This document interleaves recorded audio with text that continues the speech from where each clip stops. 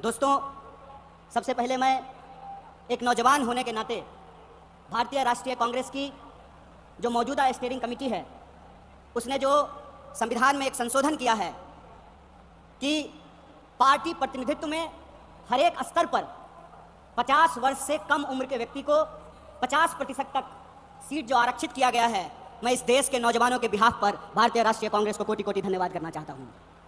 दोस्तों, मैं समझता हूं कि ये एक महत्वपूर्ण रेजोल्यूशन है। महत्वपूर्ण रेजोल्यूशन इसलिए है कि आप सब जानते हैं कि भारत दुनिया का सबसे नौजवान देश है। दुनिया का हर 5वां नौजवान कोई ना कोई भारतीय है। ऐसे वक्त में देश की दशा क्या होगी, देश की राजनीति क्या होगी, समाज का स्वरूप क्या होगा और हमारे आने वाले भविष्य का मुस्तकबिल क्या होगा, इसको इस देश का नौजवान तय करेंगे। कांग्रेस पार्टी ने इस बदलाव को महसूस किया है, उसके लिए हम अपने वरिष्ठ नेतृत्व को बहुत बहुत धन्यवाद देना चाहते हैं। दोस्तों, आज जब रायपुर में देश की सबसे पुरानी पार्टी उसका 50वां महाधिवेशन हो रहा है तो हमारे सामने कुछ महत्वपूर्ण सवाल हैं और उन्हीं महत्वपूर्ण सवालों पर चर्चा करने के लिए यह हमारा डिस्कशन हो रहा है, यह प्लेनरी सेशन हो रहा है। और यहां मैं आपके बीच मौजूद हूं हमारे देश के इकोनॉमिक, आर्थिक और राजनीतिक रेजोल्यूशन क्या होना चाहिए उसके संबंध में कुछ बातें रखने के लिए। सबसे पहली बात तो हमको यह समझना चाहिए, देश की अर्थव्यवस्था देश के लोगों को नजरअंदाज करके नहीं चल सकती है। कोई भी ऐसी आर्थिक नीति जिसमें देश के लोगों को नजरअंदाज किया गया है, वो आर्थिक नीति देश की आर्थिक नीति नहीं हो सकती है। और आज हम जिस मोड़ पर खड़े हैं, हम देख रहे हैं कि नारा देश का लगाया जाता है, नाम देश का लिया जाता है और तिजोरियां दोस्त की भरी जाती है। ऐसी आर्थिक नीतियां आज देश के अंदर लाई जा रही है। मेरा एक सीधा सवाल है इस देश के हुक्मरानों से, कांग्रेस पार्टी का एक आम कार्यकर्ता होने के चलते, कि ऐसी कौन सी ऐसी नीति है कि देश गरीब हो रहा है। हमारा आर्थिक आंकड़ा हमको बताता है कि देश में सबसे ज्यादा बेरोजगारी है आज के वक्त में। कोई ऐसा सेक्टर नहीं है जहां बेरोजगारी सर चढ़ करके बोल नहीं रही है। आप तमाम सर्वे उठा करके देख लीजिए, लगातार अमीर और गरीब की खाई बढ़ती जा रही है। इस देश के संसाधनों पर मुट्ठी भर लोगों का कब्जा होता जा रहा है। वैसी परिस्थिति में जो देश की संकल्पना है, जिसको महात्मा गांधी ने देखा है, जिसको मौलाना अबुल कलाम आजाद ने देखा है, जिसको सुभाष चंद्र बोस ने देखा है, जिसको श्रीमती इंदिरा गांधी ने देखा, जिसको स्वर्गीय राजीव गांधी ने देखा, जिसको इस देश की संविधान ने इस रूप में वर्णित किया है कि देश देश के लोगों से बनता है। जब देश देश के लोगों से बनता है तो आप मुझे बताइए कि देश कैसे गरीब हो रहा है और देश के 2-4 पूंजीपति कैसे अमीर हो रहे हैं। यह कौन सी ऐसी जादू की छड़ी है जो मौजूदा सरकार चला रही है। आप मुझे बताइए कि आम लोगों की आमदनी घटती जा रही है और देश के 1-2 पूंजीपति दुनिया के अमीरों की सूची में जाकर के शुमार हो जाते हैं। मैं यहां यह बात स्पष्ट कर देना चाहता हूं, हमारी पार्टी अमीरों के खिलाफ नहीं है, हमारी पार्टी पूंजीपतियों के खिलाफ नहीं है, हमारी पार्टी उद्योग धंधों के खिलाफ नहीं है, हमारी पार्टी उद्योगपतियों के खिलाफ नहीं है। लेकिन हम ऐसा देश नहीं चाहते हैं जहां आम लोगों के पास रोटी नहीं हो और प्रधानमंत्री के पास चलने के लिए 8,500 करोड़ का विमान हो।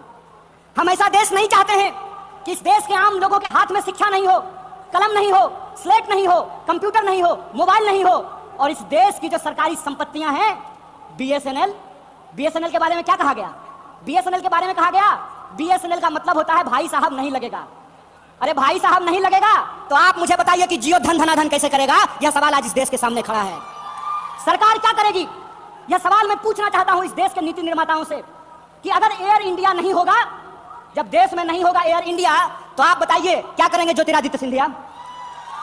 जब एयर इंडिया नहीं होगा, जब रेलवे नहीं होगा, जब बीएसएनएल नहीं होगा, तो मैं कहता हूं कि इस देश में मंत्री की क्या जरूरत है? जब देश में जनता नहीं होगी तो फिर इस देश में सरकार की क्या जरूरत है? जब देश में स्कूल नहीं होगा, अस्पताल नहीं होंगे, सड़कें नहीं होंगी, तो आप मुझे बताइए कि फिर संसद की क्या जरूरत है? इस देश की जो पूरी की पूरी संकल्पना है, उस संकल्पना को आज एक बार फिर से कांग्रेस के राष्ट्रीय महाधिवेशन में पुनर्विचारित करने की जरूरत है। देश का मतलब होता है देश में रहने वाले लोग। डीडी नेशनल पर एक कार्यक्रम आया करता था, नेहरू जी की किताब है discovery of India. Discovery of India के एपिसोड में नेहरू जी आम लोगों से पूछते हैं कि बताइए कौन है भारत माता? किसको भारत माता कहते हैं? भारत माता इस देश में रहने वाले लोग हैं। जब हम भारत माता की जय बोलते हैं तो भारत माता की जय बोलने का मतलब है इस देश के 140 करोड़ लोगों की जय। और 140 करोड़ लोगों की जय का मतलब है कि 140 करोड़ लोगों के हाथ में पढ़ाई हो, 140 करोड़ लोगों के हाथ में काम हो, 140 करोड़ लोगों के लिए रोजगार की व्यवस्था हो, 140 करोड़ लोगों के लिए इलाज की व्यवस्था हो, 140 करोड़ लोगों के लिए चलने के लिए सड़कें हो, गाड़ियां हो, रेलवे हो, हवाई जहाज हो। और आपने देखा कि देश में कुछ लोग लोकतंत्र को अपनी बपौती समझ लिए हैं। अभी जब मैं हवाई जहाज की बात कर रहा था तो मुझे दिल्ली एयरपोर्ट याद आ गया। दिल्ली एयरपोर्ट पे भारी जो है सिक्योरिटी फोर्स आई थी हमारे एक नेता को गिरफ्तार करने के लिए। तो मैं दिल्ली में बैठे हुए हुक्मरानों को इस महाधिवेशन के माध्यम से कहना चाहता हूं, आपको मालूम नहीं है भारतीय राष्ट्रीय कांग्रेस का इतिहास। आपके पुरखों ने जिन अंग्रेजों की चापलूसी की थी, उन अंग्रेजों से लड़ करके हमने इस देश को आजादी दिलाई। इस बात को याद रखिएगा। ना आपके जेल से डरेंगे, ना आपके मुकदमे से डरेंगे, ना आपकी लाठियों से डरेंगे, ना आपकी गोलियों से डरेंगे। भारतीय राष्ट्रीय कांग्रेस इस देश की पार्टी है और इस देश के हकूक के लिए लड़ती रहेगी। इस बात को याद रखिएगा। और आज के समय में जो आर्थिक लूट की नीतियां चल रही हैं कि प्राइवेटाइजेशन ऑफ प्रॉफिट और सोशलाइजेशन ऑफ लॉस, फायदा होगा तो अदानी का और नुकसान होगा तो एलआईसी का, ये हम नहीं चलने देंगे। इस बात को आप याद रखिएगा। फायदा होगा तो प्रधानमंत्री जी के दोस्त का और नुकसान होगा तो इस देश के आम लोगों का पैसा जो एसबीआई में पड़ा हुआ है उसका, ये हम नहीं चलने देंगे। इस बात को याद रखिएगा। इसीलिए हमारा पॉलिटिकल और इकोनॉमिक रेजोल्यूशन ये है कि भारतीय राष्ट्रीय कांग्रेस इंडियन कॉन्स्टिट्यूशन का सेफ गार्ड है। हम इंडियन कॉन्स्टिट्यूशन के पहरेदार हैं, हम इंडियन कॉन्स्टिट्यूशन के असली चौकीदार हैं। इस बात को याद रखिएगा। और इंडियन कॉन्स्टिट्यूशन इस बात को रिजॉल्व करता है, we the people of India.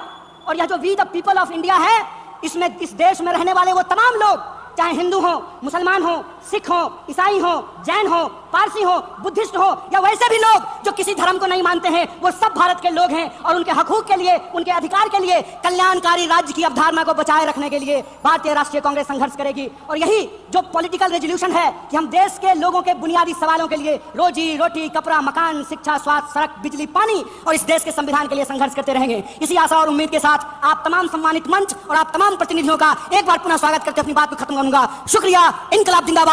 जय हिंद, जय भारत, जय